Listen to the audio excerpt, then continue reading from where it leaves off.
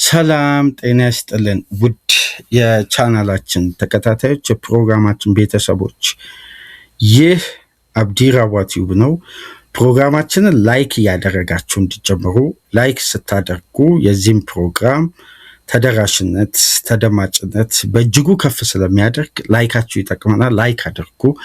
አዲስ ከሆናችሁ ቻናላችንን ዛሬ ማድመጥ ለጀመራችሁ ዛሬ ለከፈታችሁ ሰብስክራይብ በማድረግ የደወል ምልክቷን በመጫን ለቻናላችን ቤተሰብ እንድትሆኑ በአክብሮት እየጋበዝን ይህንን ፕሮግራም ከሀገር ውጭ የምታደምጡ የቻናላችን ተከታታዮች ድጋፋችሁም በሱፐር ስቲከር፣ ሱፐር ቻት፣ ሱፐር ታንክስ ለቻናላችን እንድታበረክቱ በአክብሮት እየጋበዝን እስቲ ወደ ለንደኑ ክለብ ወደ ቼልሲ ወደ ሰማያዊዎቹ ቤት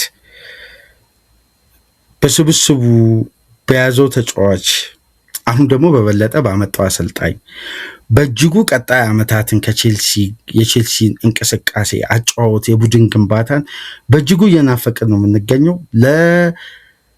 ለቀጣይ ጊዜያት ቼልሲዎች ሰማያዊዎቹ በጥሩ ጥንካሬና ሞቢሊቲ እንደሚመጡ በእጅጉ ተስፋ አድርገን የምንጠብቀው ቡድን ነው። ምክንያቱም ይሄ ቡድን ያን ጥንካሬውን ያን አይደንቲቲውን እንዲመለስ በእጅጉ እንመኛለን። ምክንያቱም የቼልሲ ተፎካካሪ መሆን አንዱ የሊጉ ድምቀት ነውና የዛቪ አሎንሶን ቅጥር መፈጸማቸው የበለጠ ተስፋቸውን ያለመለመ ከፍ ያደረጋል። በቀጣይ ዓመታት ቼልሲ ዳግም ወደ አስፈሪነቱ ላይ ሊመጣ እንደሚችል ጥቆማ የሰጠ ጉዳይ ነው።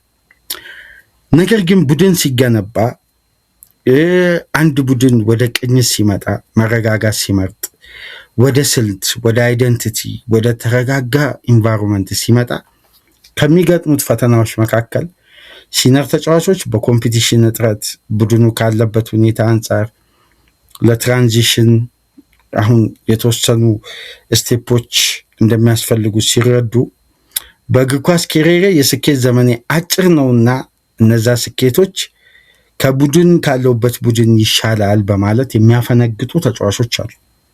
ይሄ የቡድን ማሊያን የለበሱትን የማሊያን ከፍታ በዛው ልክ ይሄ ያለመረዳት ወይም ያለመብቃት ወይም ያለመረዳት ከምንል ግለኝነት በቃ የግል ፍላጎታቸውን ሲያስቀድሙ መውጫ በሮችን ይመለከታሉ። ይሄ በቡድን ግንባታ ውስጥ አንድ ቡድን የሚያጋጥመው ትልቁ ፈተና ነው። ይሄ ፈተናን እንግዲህ ቼልሲ አሁን ላይ የተጋፈጠ ወይም የደረሰበት ይመስለኛል። ከሰሞኑ የኢንዞ ፈርናንዴዝን ጉዳይ በዝውውር ዘገባችን ላይ ተመልክተን ነበር። ኢንዞ ፈርናንዴዝ በግልጽ ለቼልሲ ኃላፊዎች መልቀቅ እንደሚፈልግ መግለጹን ተመልክተን ነበር። ይሄ ጉዳይ ብዙ እያነጋገረ ነው። ቼልሲም በሩን ከፍቷል። ግን ከፍተው የበለጠ የሚገቡት ክለቦች 120 ሚሊዮን ፓውንድ ይዘው እንዲመጡ በዛውም እግረ መንገዳቸውን አስቀምጧል። እኔም በቀላሉ አልሸጥም ነው የሚመስለው የቼልሲ ምክንያት 120 ሚሊዮን ፓውንድ ሳይሆን ሚሊዮን ዩሮ በዩሮ ነው የተቀመጠውና ወደ 112 ሚሊዮን ፓውንድ ገደማ ማድሪድ አጥብቆ ይፈልገዋል። የበለጠ ኢንዞ ፈርናንዴዝም ማድሪድን ይፈልጋል። አሁን ሁለቱ ወገኖች ይፈላለጋሉ። እንግዲህ ከፋይና ተቀባይ ቡድን ነው አሁን በዋነኝነት በቀጣይ መደራደር ያለባቸው ማድሪድና ቼልሲ በሁለቱ ወገኖች መካከል የድርድር ክፍተት የለም። ጥሩ ግንኙነት አላቸው። ከኤዲን ሃዛርድ ዝውውር አንስቶም በሌሎችም ዝውውሮች ላይ ጥሩ መግባባት አለ። ግን ቼልሲ በቀላሉ የሚሸጥ አይመስልም። ግን መሸጣቸው የማይቀር ነው ኤንዞ ፈርናንዴዝም። ምክንያቱም ተጫዋቹን በግልጽ ጠይቋል ክለቡን መልቀቅ እንደሚፈልግ ወደ ማድሪድም ሆነ ወደ የትኛውም ክለብ ብቻ መልቀቅ እንደሚፈልግ። የእንግሊዙ ክለብ ማንቸስተር ሲቲ ተጫዋቹን አጥብቆ ይፈልጋል በኤንዞ ማሬስካ ምክንያት። ግን እንደነዚህ አይነት ክፍያዎችን ኤክስፔንሲቭ ነው። ሲቲ በዚህ ደረጃ ለአንድ ተጫዋች ከፍሎ አያውቅም። ወደ 112-13 ሚሊዮን ፓውንድ ከፍሎ አያውቅም እና ምናልባት ቼልሲ ዋጋው ላይ የመደራደር ወይም ሂሳቡን የማስተካከል አዝማሚያ ካሳየ ሲቲዎችም እዚህ ዝውውር ላይ አግሬሲቭ ሆነው ሊገቡ ይችላሉ። ግን የበለጠ አሁን ላይ እንደሚወጡ መረጃዎች ከሆነ እንደ ስፔን ሚዲያዎች ከሆነ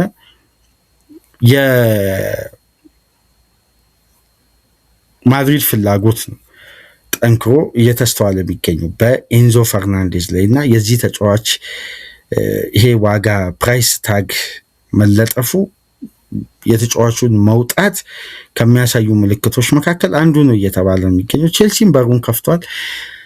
በቀጣይ ኤንዞ ፈርናንዴዝ ከቼልሲ ቀደም ብሎ የሚለቅ ተጫዋች መሆኑ በስፋት እየተዘገበ ያለ ነው። እንግዲህ ትናንትና በአትሌቲክስ በዴሊ ሜል በታማኝ ዘጋቢዎች እየወጣ የሚገኘው የማርክ ኩኩሬያ ጉዳይ ነው። ማርክ ኩኩሬያ ከቼልሲ ይሄም ተጫዋች የመውጣት ሁኔታ እየተስተዋለ ነው።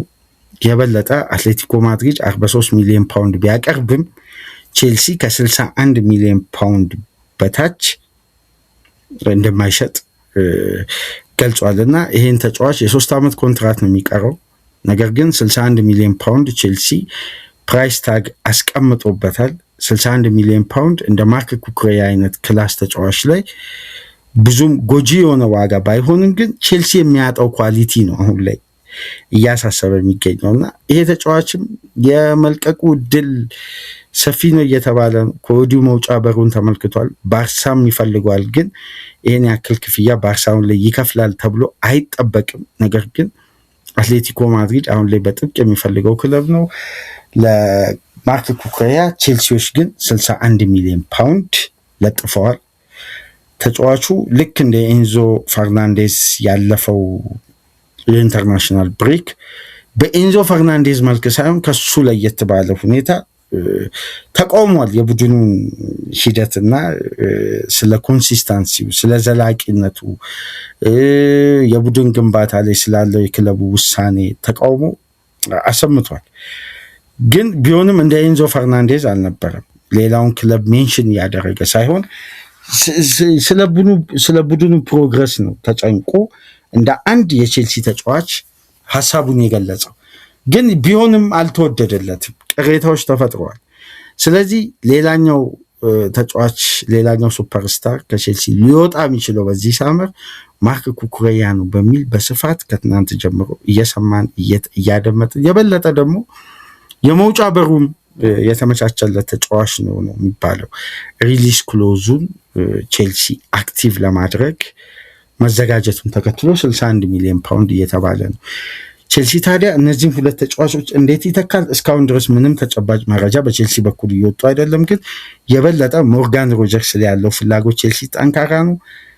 ቢሆንም ግን የአርሴናል ፍላጎት ብርቱ መሆኑን ተከትሎ የሮጀርስ ጉዳይ ላይ ምናልባት ቼልሲ የዩሮፒያን እግር ኳስ ስለሌለው የሮጀርስ ዝውውር ላይ ትንሽ ሊቸገር የሚችልበት እድል ሰፊ እንደሆነ እየዘገቡ ነው። ይሄ ደግሞ ቼልሲን በዝውውሩ ላይ ምናልባት ተመራጭ ወይም ተፈላጊ እንዳይሆን ሊያደርገው ይችላል የሚል ጥቆማዎች አሉ። በተመሳሳይ የበርንማውዙን አሌክስ ስኮትን አሁንም ቼልሲ አጥብቆ የሚከታተለው ሌላኛው አማካይ ክፍል የኤንዞ ፈርናንዴዝ ተተኪ ለማድረግ ቼልሲዎች ያሰቡት ተጫዋች እንደሆነ እየተዘገበ ነው። እንግዲህ የአሎንሶ ኦፊሻል የስራ ቀን ሲጀመር የበለጠ እንደነዚህ አይነት ጉዳዮችና በራደር ውስጥ የተካተቱ ተጫዋቾች ይፋ ያወጣሉ ተብሎ ይጠበቃል። ግን እስካሁን ባለው መመዘኛ ከሆነ ከክለቡ የሚለቁ ተጫዋቾች ቁጥር ነው እየተነገረ የሚገኘው። በነገራችን ላይ ማንቸስተር ሲቲ፣ ባየር ሙኒክን፣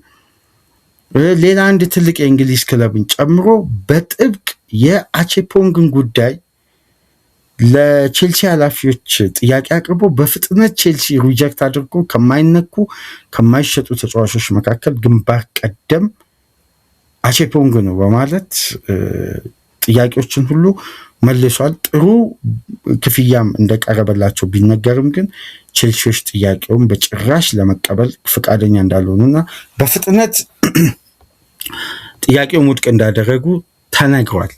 ለማንኛውም በቼልሲ በኩል ያለ መረጃ ይሄን ይመስላል። ላይክ፣ ሼር፣ ሰብስክራይብ አድርጉ። ከሀገር ውጭ የምታደምጡ በሱፐር ስቲከር፣ ሱፐር ቻት፣ ሱፐር ታንክስ ድጋፍ እንድታደርጉ በአክብሮት እየጋበዝን በ4 ክፍል ዕለተ ረቡዕን ከእናንተ ጋር ቆይታ ያደረግን መልካም ቀን እንዲሆን ተመኘን። ሰላም ቆዩ።